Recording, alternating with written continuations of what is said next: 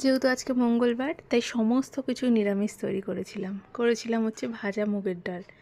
ডালটাকে একটু ভালো মতো লাল লাল করে ভেজে নিয়ে ভালো মতো ধুয়ে নিয়ে নুন হলুদ আর কয়েকটা লঙ্কা দিয়ে সামান্য একটু তেল দিয়ে একটু সিটি দিয়ে নিয়েছিলাম।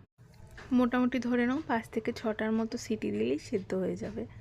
তেলের মধ্যে সাদা জিরে, শুকনো লঙ্কা আর দিয়েছিলাম অল্প একটু আদা থেতো করে।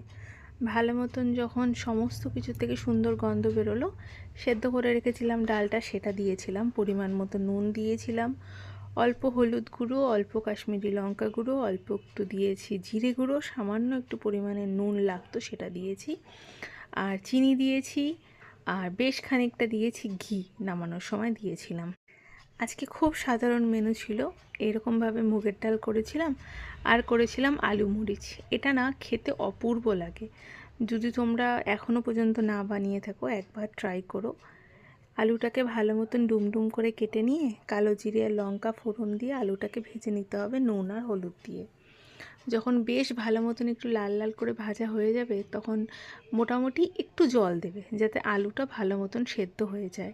এবার আলুটা যখন ভালো মতন সেদ্ধ হয়ে যাবে সমস্ত আলু, তখন হামল দিস্তার মধ্যে বেশ খানিকটা দিতে হবে কিন্তু গোলমরিচ, মানে আমি ফ্রেশ গোলমরিচ কুটে নিয়ে দিয়েছি। তোমরা যদি চাও তাহলে এভাবেও দিতে পারো, গোলমরিচের গুঁড়োও ব্যবহার করতে পারো। গরম গরম নামিয়েছিলাম।